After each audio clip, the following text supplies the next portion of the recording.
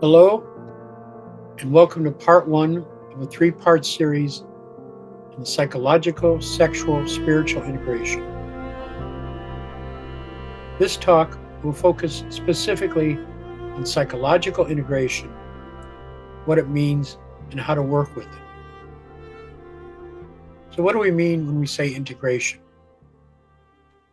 If we were to look at the etymology of the word, we find that it comes from the Latin integratus, which means to make whole and complete.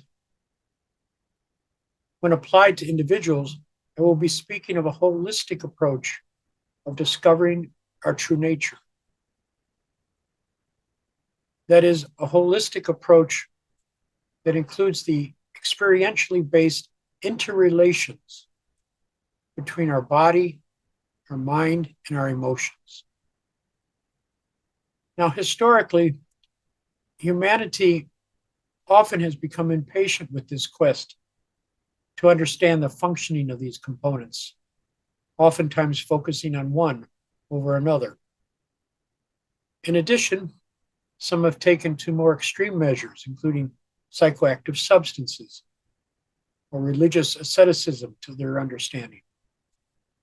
Now, I'm not evaluating or criticizing such practices, but rather here supporting a paradigm which holds that becoming aware of and awakening to our wholeness, that is, the interplay between our biological selves,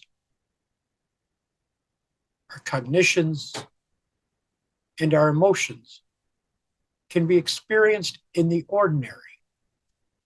ordinary moments of our lives. So what do we need to embark on this journey of the ordinary? A journey on which we discover how we operate as a system, bringing together parts of ourselves into a cohesive and complete whole. I truly believe that as humans, we already have what we need. We are fully equipped. But how is that possible? Here I draw upon the ancient Vedantic philosophy from India. And according to this philosophy, we are already that which we seek.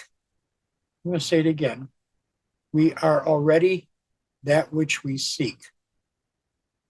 This simply means that we, each of us, already have within us what we're looking for. And what are we looking for? The integration, that is, a sense of wholeness. Now, the juxtaposition here is that we are already there, but we have not awakened to it. So the question remains, how do we start this awakening? Very simply, by awareness, by what I will call careful attention to our daily lives.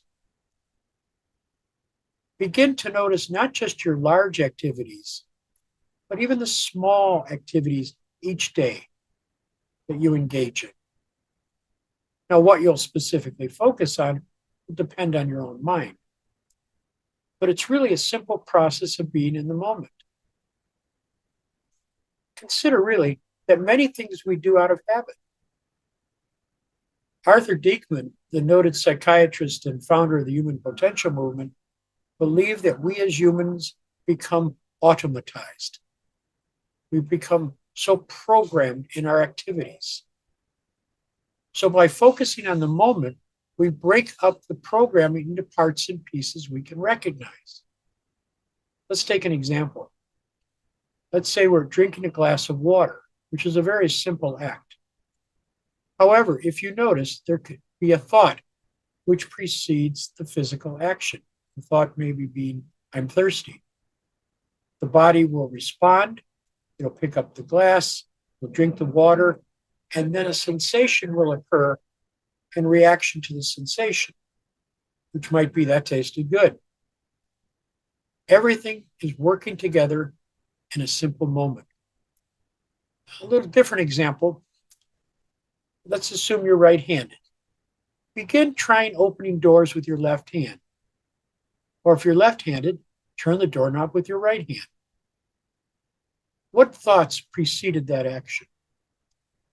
What did you notice in your hands, how they moved? What were your thoughts approaching that doorknob? And how did you feel once you opened the door, assuming you were successful? What I'm pointing out is that moments of every day are an opportunity to psychologically integrate. It is in the simplicity of life that we find our own wisdom.